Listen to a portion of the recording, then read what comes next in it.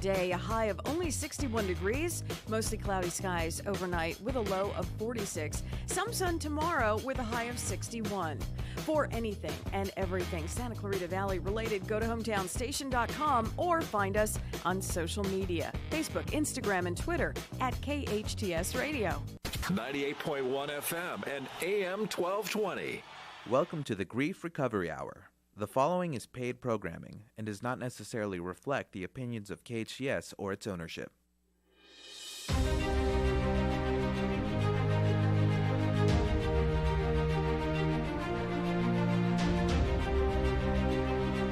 Hello, my friends, and everyone from Santa Clarita and around the world. You're right here at KHTS, your hometown station, and you are listening to the Grief Recovery Hour, and I am so happy to have you join us. But if you are listening to this program, there's a huge probability that your heart may be broken. It could be from a grief either recent or long ago, or it could be from a death, breakup of a romantic relationship, or a divorce. The truth is, I don't know what your broken heart feels like, but I absolutely know what a broken heart feels like, and it is not good. And I'm so glad you decided to join us here today. My name is Sharon Brubaker, and I'm a grief specialist. And I have to tell you guys all that we're going to be on Facebook today. We're Facebook Live, so if you have any questions, please make sure you go in there and type any questions. We'll answer them through the show. But I have this amazing guest today, this woman that I met 2 years ago. Has it been 2 years? 2 years. Shelley Zenteno. Woohoo! You did I it. got it right. Shelley is my friend, and I really had to have her on the show because I wanted you guys to hear her story. It's this amazing story. So, Shelley, I'm going to allow you to do your introductions and tell us your story, as little or as much as you'd like to share, and then we'll jump in from there. Okay. March 1st, 2017. Unfortunately, I came home and found my husband's body after he took his life. Mm. And there is nothing, there are just no words. There's just no word in the human dictionary of life to articulate something like that. And that is what had absolutely, I think we all go through trials and hard times and losses. That one absolutely threw me. Yeah. It shattered the person that I was. Yeah, yeah. Mm-hmm. How you and I actually met is that someone referred you to me as a grief specialist, and you called me up or emailed me or something, and we got together. Yes, we did. It was a friend of mine that she had lost her husband. Yes. And she said, you have to talk to Sharon. And so I met with you, when it was real fresh. That's exactly where I was going. Yes. It was raw. Yeah, absolutely It was raw. You were still in the numb, really being numb. Mm-hmm. I can literally remember seeing you there with these two big eyes, almost like, hey, lady, help me, give me some good news. Mm-hmm. Yeah, it was very much in the part where I couldn't find an oxygen mask. Yeah. Yeah. And I have 2 children. Yeah. And it was complete survival. I call it The Walking Dead. That is the best description. You are literally The Walking Dead. Yeah. Like there's no answers for you. You and I talked about this the other day where it's like people are literally guiding you and leading you. They're like, here, Shelley, go over here. Now go over here. Drink water. Now eat. And that's how you're surviving. Mm-hmm. Because there's those moments where you're staring off into space, but you're really not thinking about anything. No. In fact, one of my dearest friend, she would come over, knock on the door, and, because I'm isolating. I don't want to be around anyone, and she knew that was not going to be okay. And so if I wouldn't answer my texts or I wouldn't answer the door, she would just come over and just be relentless in making sure that I wasn't alone. And she's like, do you want a coffee? And I would text back, no. And then sure enough, she'd be at my house knocking at the door. I open it. There she is with the Starbucks. I walk in and she's like, are you even going to take a shower? I mean, it's almost like having, and she actually told me, and I didn't even realize this, but for the longest time, I was always holding her hand. Like if I got up to go do something, I was holding her hand and she'd get up and follow with me. If I was sitting down, I was holding her hand. I have no like recollection of that. She's like, you just had to hold my That's hand. so But it just beautiful. tells you Yeah. how much I needed. Yeah, I need to hold know you're on. there. Yeah, I I have need to to hold hold on. on. Hold on to me. And I had no idea. Wow. That's beautiful. You have 2 children. Yes. 2 And teens. that was the part of, I would imagine, that was part of what got you up every day, Yes. is knowing that I need to keep going for them. Right? Absolutely. And it's when you're in despair like that, it was easy in my fetal position to think, I'm not any good to them. Yeah. Maybe they're better with, my brother and, Yeah. and his family and someone who can take care of them. Yeah. And, you start going down that thought process of, I can't do this. I can't. Do you know how many times I hear that? I hear it so often because the pain is so debilitating. You really just don't want to be here anymore, but you don't know the answer to that. And that's literally what you say. You feel like you don't want to be here. And that's literally what the raw grief was like. Right. So just clarifying, you and I did not do grief recovery together. No. You came out for about 3 sessions. Correct. Which was amazing. And there was so much going on. Your church got involved, your work got involved, your friends were involved, and they suggested you go to therapy, and you did that, which 100%. High power to you, my sister. And that's what you did to get you through the first beginning stages. It's not even stages, beginning part of that. Right. But you've constantly stayed in touch with me through Facebook and just kind of followed me and saw what I was doing. And recently, last year, I think, you reached out again and were like, hey, Sharon, how's it going? And you and I hooked back up. What was the one decision do you think that you made was there a decision in it for you not to take grief recovery? Not really a decision not to. I think at the time I was having financial help in going to a counselor. And so I was doing that, which was great. But I think when you lose someone, at least when you lose someone to suicide, I had to take a real huge step back and wonder, how did I get here? Yeah. How did this happen? And what series of events all took place? And so in doing so, in my counseling, I noticed that I had a lot of grief from way back to the Yes. basics of my childhood. Yes. And so I found that not only was I trying to work through that, there was so much that was coming back from the past that I was like, hey, wait a minute. I have other losses here that I need to focus on. Yes. And I think that was where it was like, I can't stay stuck like this, or I'm Yeah. going to continue on. Yeah. This has to change. Yes. And this is going to be the time to break the patterns. Exactly. And that was the other thing for me that I learned when Austin died, is that grief is cumulative. It's cumulatively negative. Even though my heart was so broken, my grief recovery specialist suggested that I worked on another relationship in my life. And I said, no, I have to do Austin, but I promise you I will do that one. And what ended up happening was I ended up doing all of the relationships in my life. And I've done all of the brokenness in my heart, which is amazing. It's absolutely an amazing tool. So yes. So the reason I talked to you about not doing grief recovery with me is because you are now going to be doing grief recovery, even though we just hit the 2-year anniversary. You are now going to be doing grief recovery, which I think is so cool. And I wanted people to see you kind of before and see you after, so they could see what that was like and you could really share that part of it. What do you think these 2 years have been like? Kind of give us a description of what it's been like. That's a really funny question. I'm sorry. What's the last week been like? It has been, I have to say that I look back from where I was to where I am now, and I am very proud of myself. Yes. However, I have a long way to go.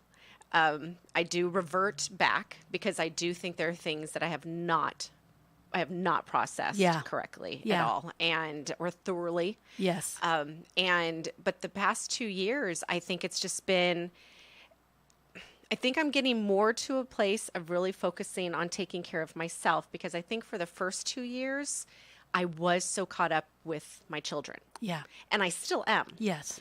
And everyone says, your kids will be okay if you're okay. And I'm like, yeah, but I don't know how to be okay. Yeah. I'm not going to be okay unless they're okay. So Right. it's all this kind of back and forth. So that's kind of how the 2 years have been, really making sure that my nest Yes. was good. Yeah. And it's still teetering. Yeah. It's still difficult, but I know, okay, there's a little bit of stability going on here. Now I can start working on myself. Yeah. And then really start leading by example. Yes, exactly. And I think that's the most amazing thing that you can do. Where I would imagine that there would be a lot of fear in going on, right? Do you find that the fear is still there? Just the fear of just going on and Just going on, just doing this. yes. But have you looked back and gone, oh my gosh, but I've gotten through 2 years? Yes, it's exactly right. Every time I start having this tremendous panic, I think I saw something that you posted that like grief is Yeah. this you're in a constant panic attack. Yeah.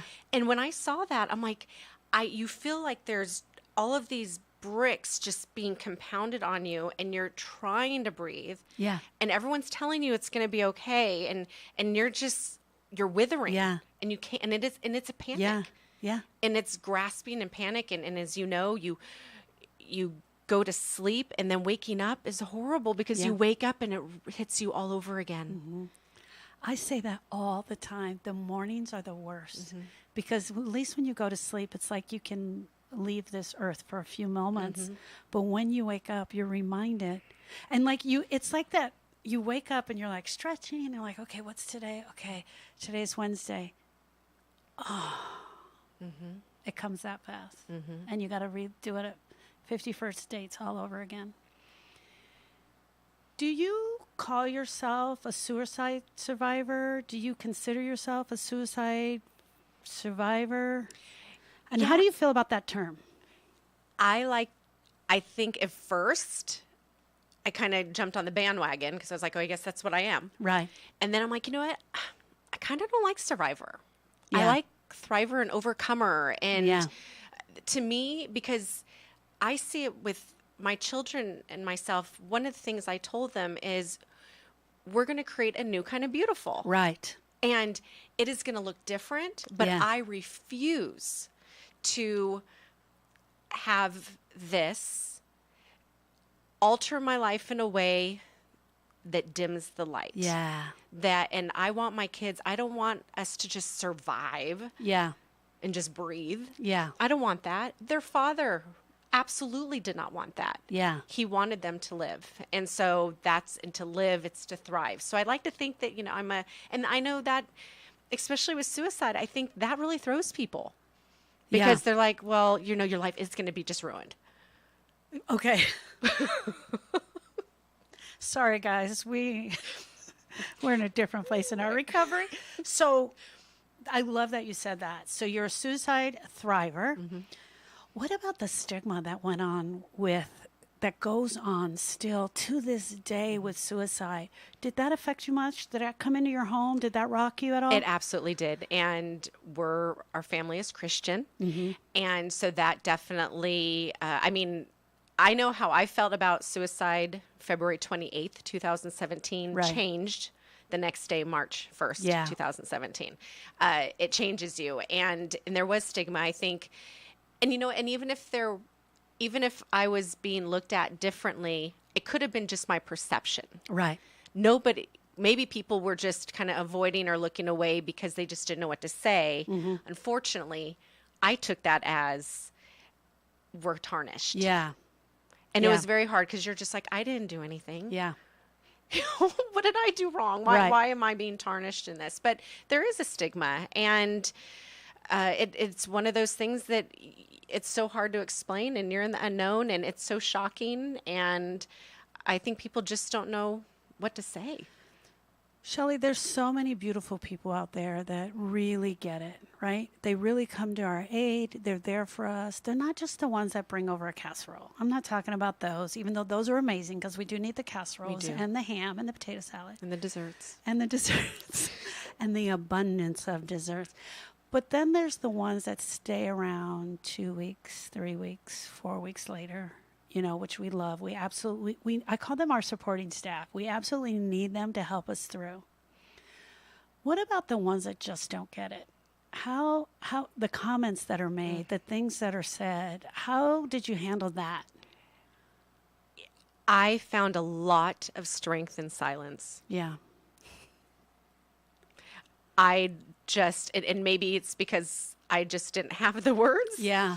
But it was very difficult because people, they say things and they're thinking they're helping you. Yeah. And I had to remind myself of stupid things I must have said to people when they were grieving. And as much as I like to think that, no, not I never did that. You know, I'm like, of course I did. Yeah. Yeah, we all did. I can think of some things that I absolutely said.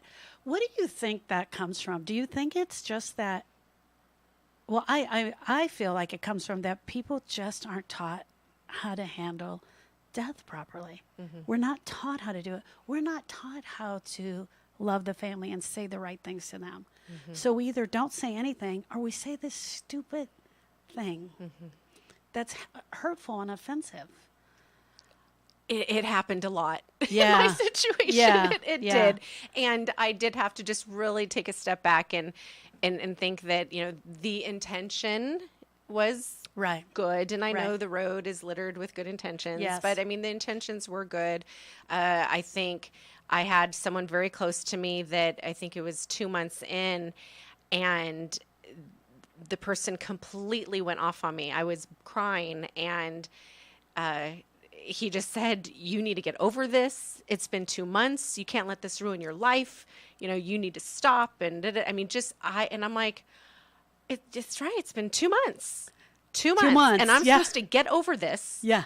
And I'm like, I'm just starting. I saw a post on a woman's webpage where someone said 3 months in, you're still dealing with this? Oh, my word.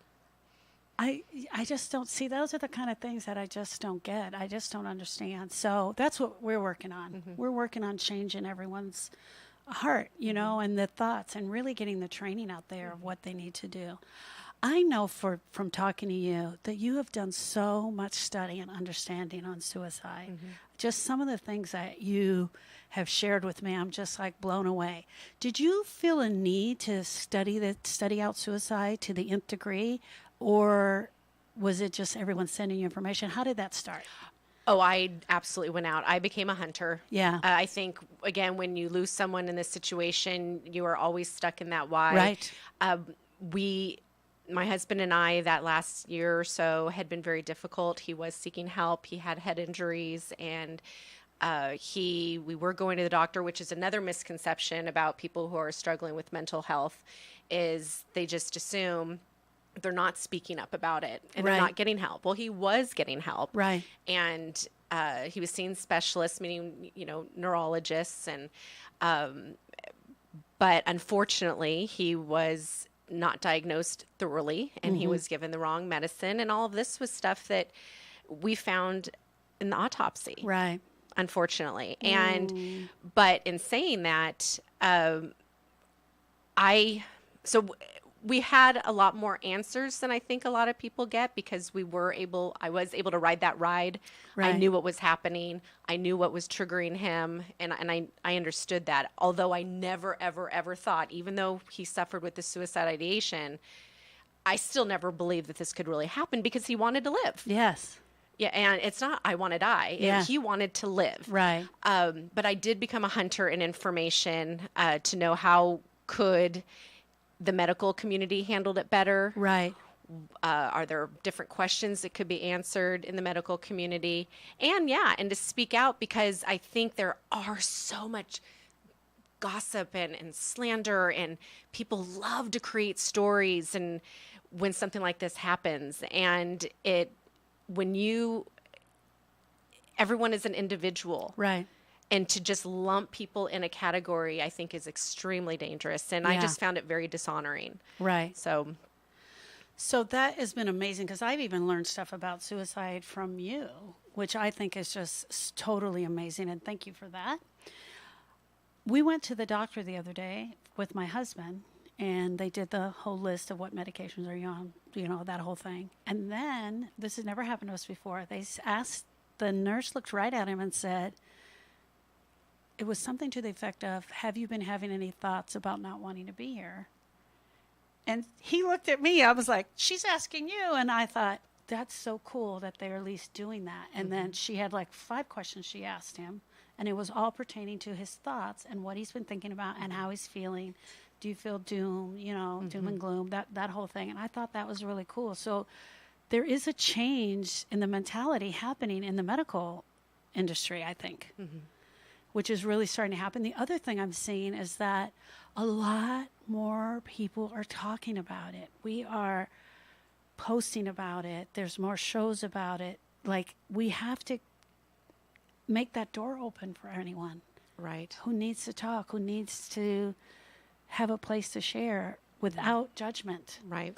And I think one of the issues that we ran into is both of us had worked for a faith organization, and we did not speak up and seek help in that organization because it was our employer. And they would have been wonderful and everything, but I think, most people don't go to their employer if they're, having a heart problem, right. or I have a kidney stone. I mean, you just don't do it. Right. So we just felt this, my husband and I had been together for over 28 years, married almost 23. We just figured this is another thing we're going to get through. He just has to get his head better. Yeah. However, looking back now, there were so many resources that we could have tapped into for support, because now I know it took more than just the medical community. Right. It took support from loved ones. Yeah. Yeah. And I unfortunately had to learn that the hard way. You are totally my hero. Thank you. Thank you so much. I love you sharing your story, and I know we're going to be working together for a long time.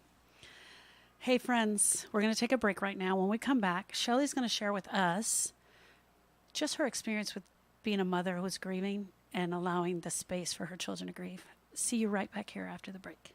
Did you know that SCVI has the only international baccalaureate program in our community? That means that students at Santa Clarita Valley International Public Charter School can participate in very rigorous classes run by highly trained and skilled international teachers. They work with kids to become active, compassionate, and lifelong learners. Students with IB diplomas at select colleges can graduate with a full year credit at their university.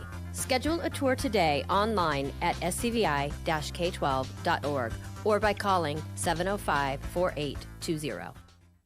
There's a very good reason Embrace Your Smile Orthodontics has been voted #1 orthodontist in Santa Clarita 8 years in a row. Honestly, it's our team. Dr. Megan LeCornu. I think for me, what makes it stand out is when I have patients that come up to me and say, we have never been in a doctor's office that feels like this. Our team is a family, and we really get along, and we are really passionate about what we do, helping our patients get the smiles they want and deserve. Dr. Megan LeCornu of Embrace Your Smile Orthodontics. Embrace your smile. EmbraceYourSmile.com. My tile is 20 years old, and it makes my house look 20 years old. For quality custom kitchen, bath, and tile, trust the professionals at Southern California Tile. Hi, I'm Cheryl, owner of Southern California Tile and Home Center, and I invite you to come look at the wide selection of tile in our store. I offer you personalized one-on-one service and help you see the many beautiful possibilities for improving your home.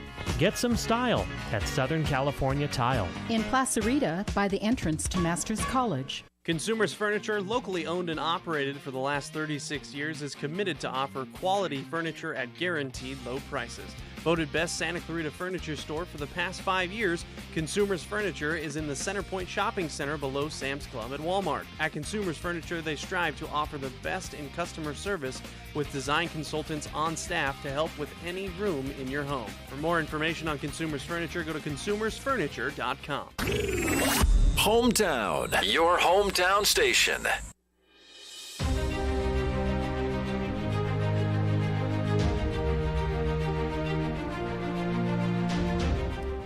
Hey friends, welcome back. You are right here at KHTS, your hometown station, and I'm Sharon Brubaker, grief specialist. And I have my amazing guest, Shelly Centeno here, sharing about her experience with grief, loss, and a broken heart. And in our first segment, she was talking about her husband passing away 2 years ago, March 1st, 2017. And this segment, we're going to talk about grieving while being a mother. Yeah, gets you, doesn't it? It does. It's like, I got to do my own grief, but I also have to make sure they're okay. And you're trying to juggle both at the same time. Mm-hmm. Give us a little tip on that. Well, I have to say, even with everything I had gone through with, even finding him in the state of after taking his life, there has still been nothing. And I don't think there will ever be anything more painful than sitting with your children and telling them their father's gone. It's hard for me. I get chills even saying it because it was instilled and will forever be by far the worst moment of my life is that. And knowing that they have to feel the grief. Yes. Yeah. They have to go through this. I cannot take this away. I cannot make it better. And we were such a silly, happy family. And they knew he was struggling in the very end. They didn't, but still it's shock. Yeah. And, but my daughter was, 12 at the time, and my son was 14.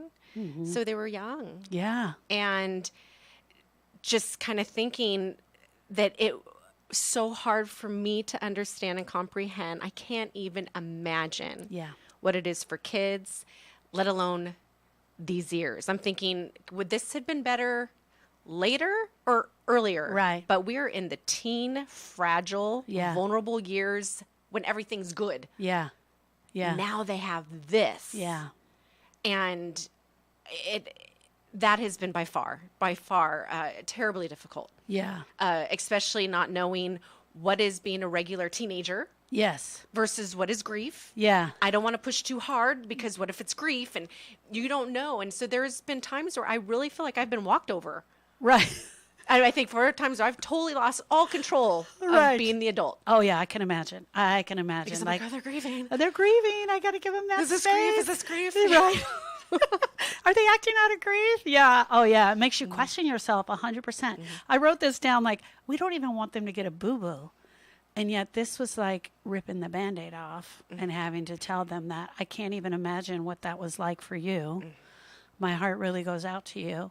How has the balance that you found worked out for them? How are they doing? I don't even know if we found a balance yet. I think my son, instinctively wants to kind of step up to be the man. And my friend who referred me to you actually gave me this piece of advice, and I took it early on, and that was to tell him that you are still a 14-year-old. Be a 14-year-old, and which she learned from you. Yes. And because she had children. Yeah. And her son wanted to step up and be the man. And so I just had to let him know that, I thank you. Yes. For wanting to step up. Yeah. But you're still a kid. Okay, let me tell you where that comes from. That comes from every man that walked up to him, said, "You're the man of the house now. Hey, buddy, you got to take care of mom and sister. You're the man of the house now." Please, men, if you are hearing this, don't say that to these young boys. They will be a man. They will become a man. But at that moment, they are a boy, and they need to learn grieving from their mama. And it's okay. It is absolutely okay, because what you do when you tell them to be the man is they hear, big boys don't cry, push my tears aside, push my feelings aside, push my emotions aside, and I don't get to share anything or act out. I just got to act like a man. And then that just causes sheer confusion. Well, that was part of the recipe of disaster Yeah.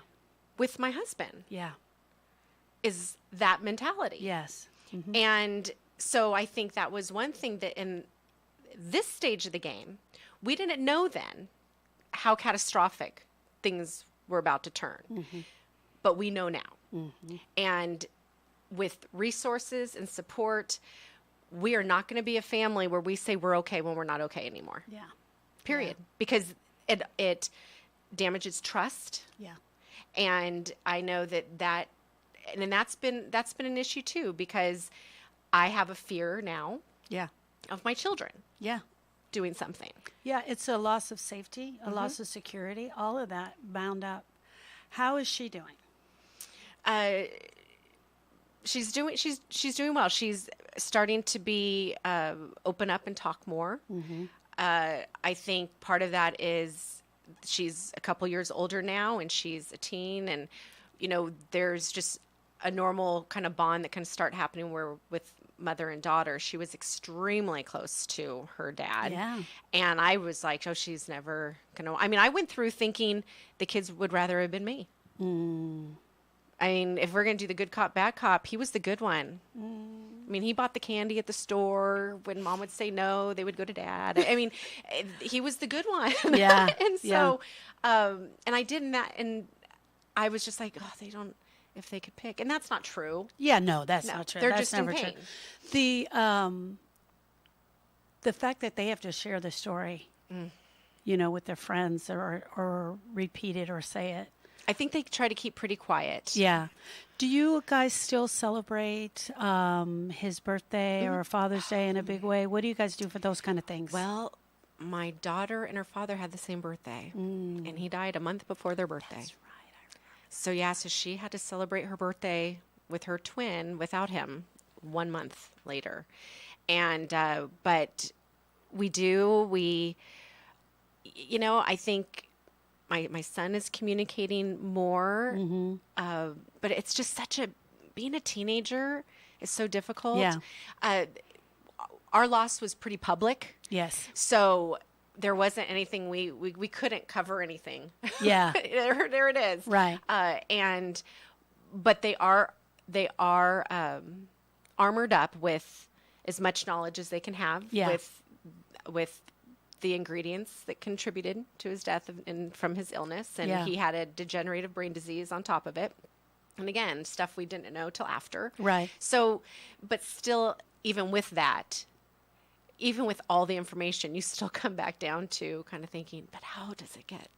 But when we start thinking, how can someone get to that point?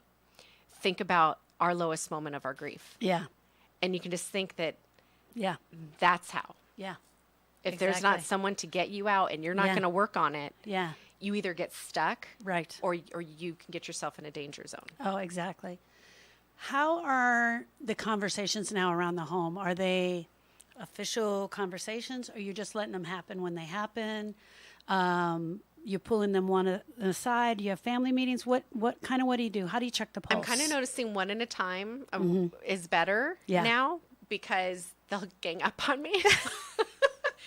Or they'll tune me out, and they might tune me out for one-on-one, but it's harder. Yeah. Because someone's not participating in the conversation. They don't have a partner in crime. Right. So we are doing one-on-one more. I'm noticing that they are speaking to each other more, which I think is amazing. And even if they're not talking about their loss, the fact that they are just talking to each other about their regular life, to me is a huge win. Yeah.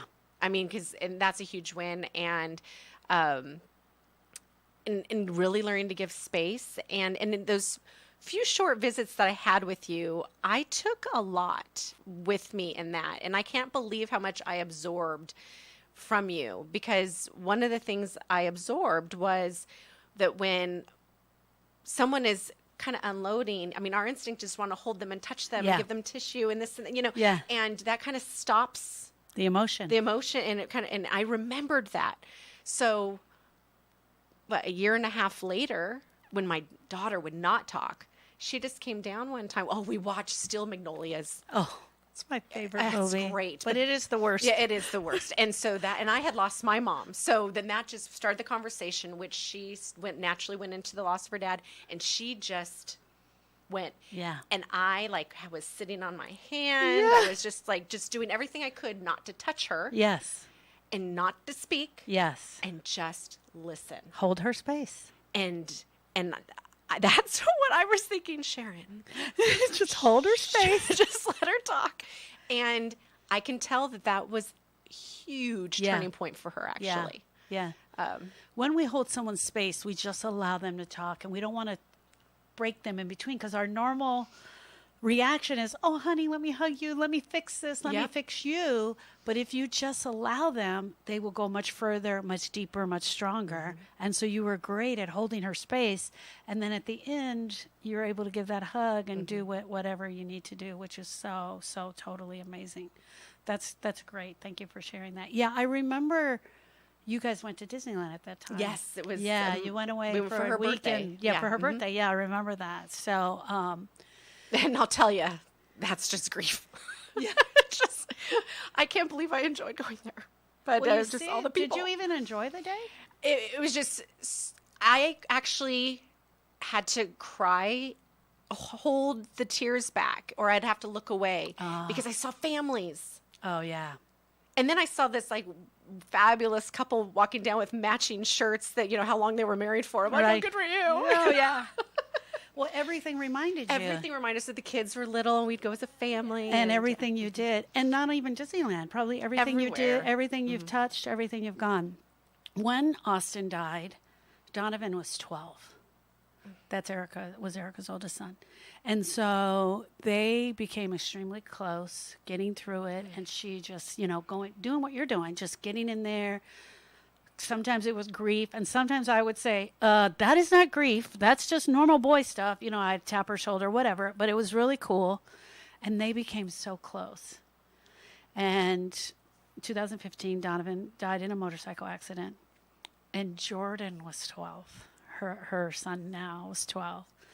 But last summer, some stuff started to show up for him, and she was like, okay, that's it.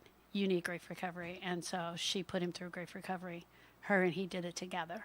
Did the adult program, but she did it with him.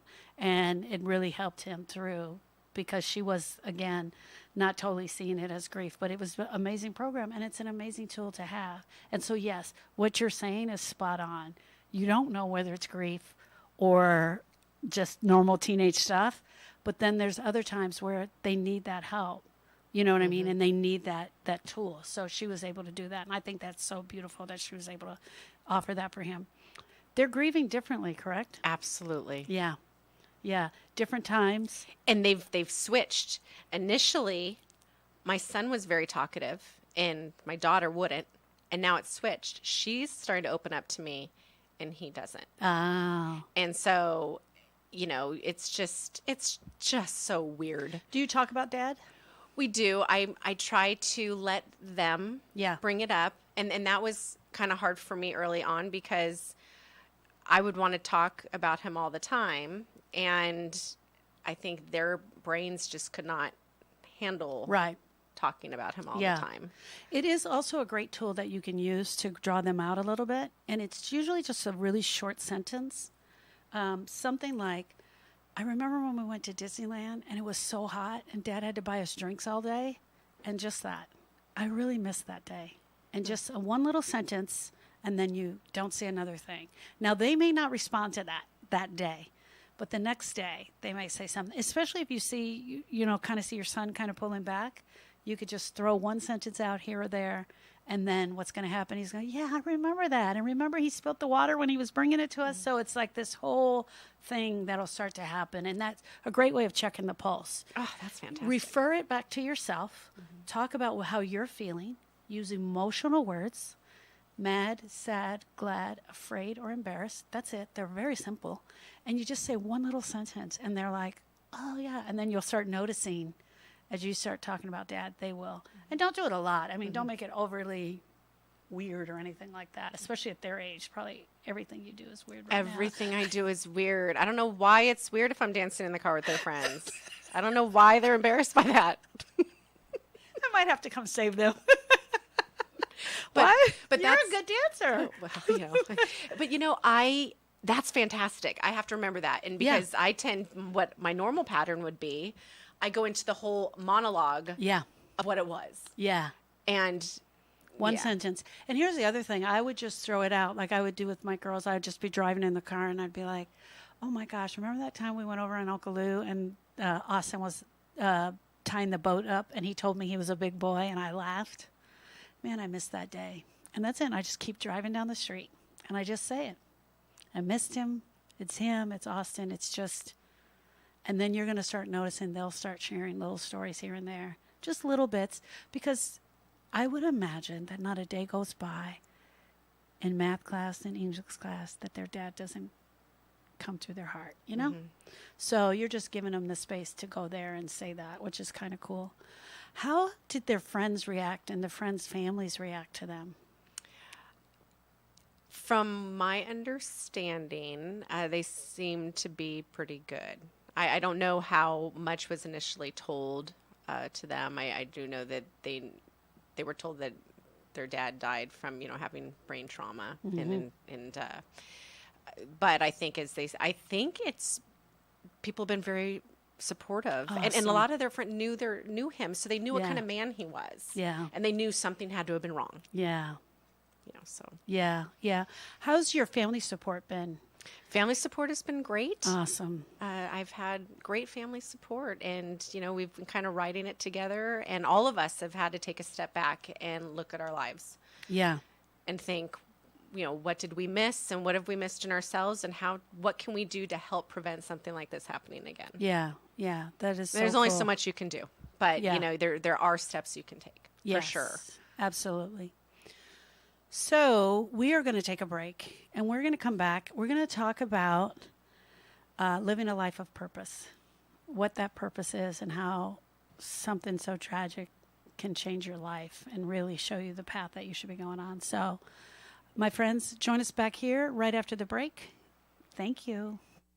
La Esmeralda is home to truly authentic Mexican food. This family-owned restaurant prides itself on its fresh-to-order menu. Even the tortillas are made in-house. If you have a taste for sizzling fajitas, flautas, or menudo, you have to try La Esmeralda's Mexican and Seafood Restaurant. Dine in or order out for the most authentic Mexican food Santa Clarita has to offer. Their Taco Tuesdays, it'll turn you into a regular.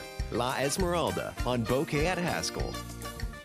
At Advanced Audiology, we know how important hearing is to you, your loved ones, your work success, your safety, and your ability to stay in the game. Most people won't admit hearing loss to themselves or others. We make it easy for you. Today's digital hearing aids come in a variety of styles, including invisible. All feature-rich, providing unparalleled hearing quality, wearing comfort, and automation that simplifies your life. Don't be fooled by our imitators. There's only one Advanced Audiology with the purple sign, next to AAA on Valencia Boulevard. Indulge yourself in a world of wine at the 7th Annual Sierra Polonia Valley AVA Wine Festival, Saturday, April 6th from noon to 4 p.m., benefiting the Zonta Club of SCV. Get your Chardonnay on with live music, gourmet food, handmade crafts, and the best local wines, beers, spirits, and ciders Santa Clarita has to offer at Reyes Winery. Dionysus dilettantes and wine connoisseurs alike will enjoy this festival. Sponsored by Reyes Winery, Pepsi, Anheuser-Busch, California Bank & Trust, and Mercedes-Benz of Valencia. Visit reyeswinery.com to purchase tickets. Must be 21 or over. Healthcare can be difficult if you're underinsured or have Medi-Cal. Samuel Dixon Family Health Center can help. Services are available on a sliding fee schedule. The mission of the Samuel Dixon Family Health Center is to give the Santa Clarita Valley access to affordable, quality primary care. There are 3 locations to serve you: Canyon Country, Newhall, and Valverde. Go to sdfhc.org for more information and to find the location most convenient for you. Hey there, it's Tori with your hometown station weather. Rain on and off through today, a high of only 61 degrees, mostly cloudy skies overnight with a low of 46. Some sun tomorrow with a high of 61. For anything and everything Santa Clarita Valley related, go to hometownstation.com or find us on social media, Facebook, Instagram, and Twitter at KHTS Radio. 98.1 FM and AM 1220.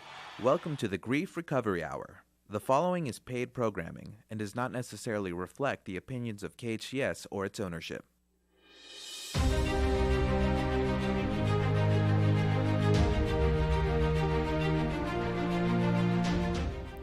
Hey friends, welcome back. You are right here at KHTS, your hometown station, and you are listening to the Grief Recovery Hour.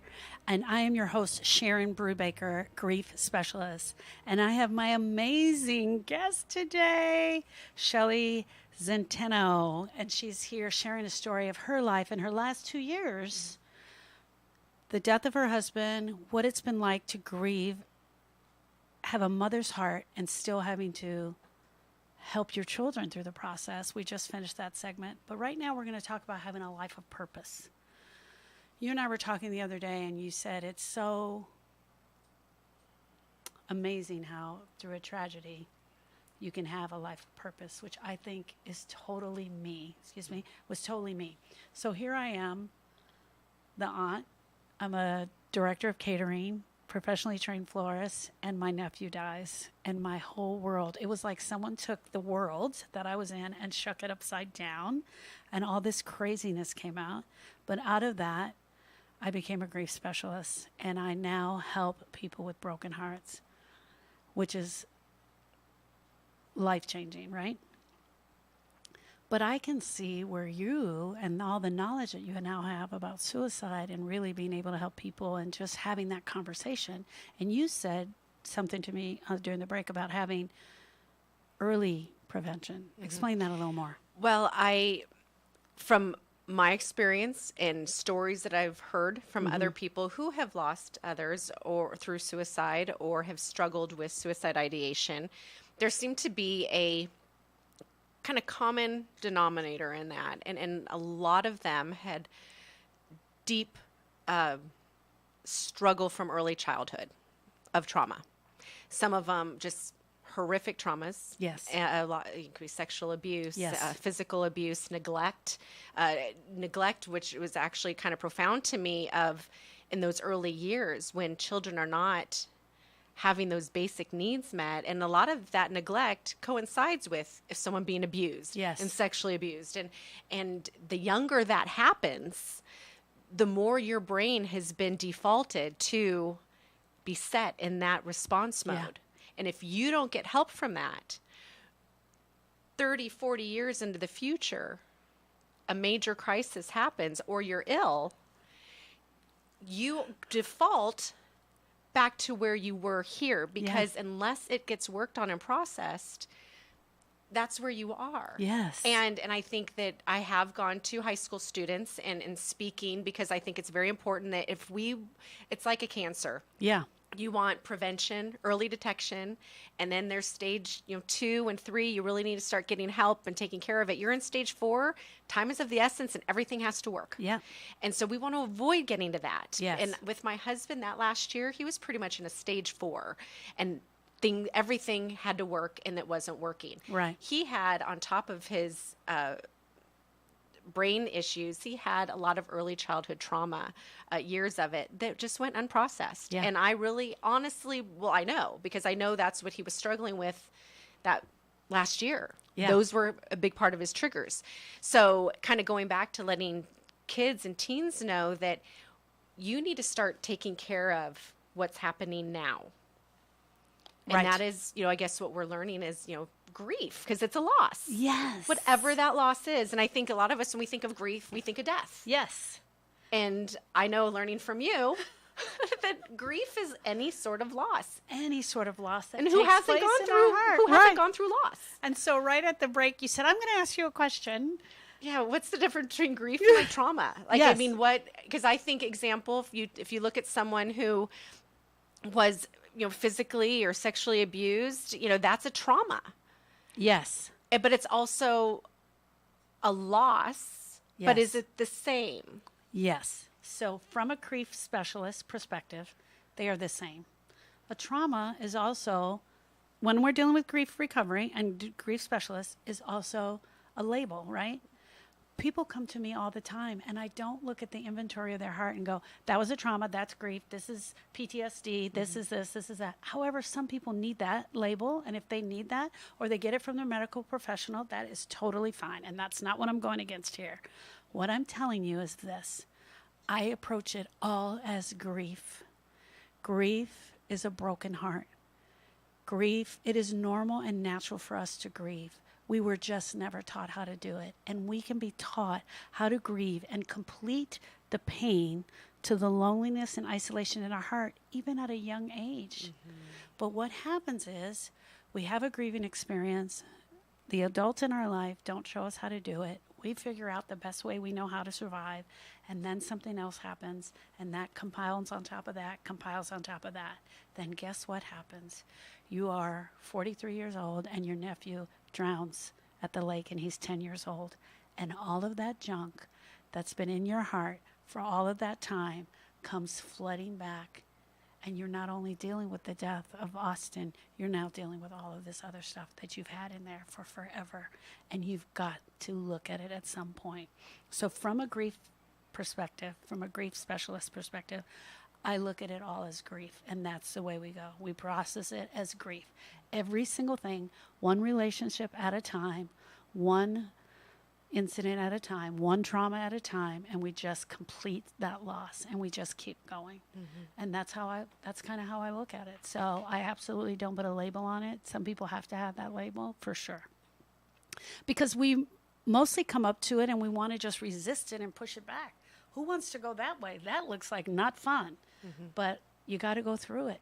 You know, and that's one thing that I told the kids. I said, you know, it may not be fair why we got to where we got to, but it's absolutely our responsibility to get through it. Yes. That's up to us, and that's empowering. Thank you. Thank you. This was an amazing show. I know this is one of my favorite. I love it. National Suicide Prevention Hotline, my friends, 1-800-273-8255. 1-800-273-8255. You matter. You matter. Hear me when I say that. Sharon Brubaker at SharonBrubaker.com. Have a blessed day.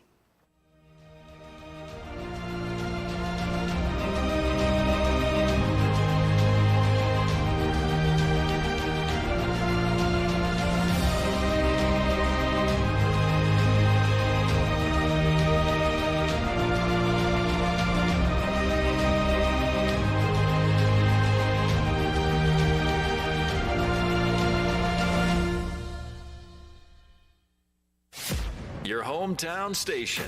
It's no secret that KHTS has the best midday talk show lineup around. If you've missed any of your favorites, no problem. KHTS has you covered. Podcasts for all the midday shows can be found right on our website, hometownstation.com.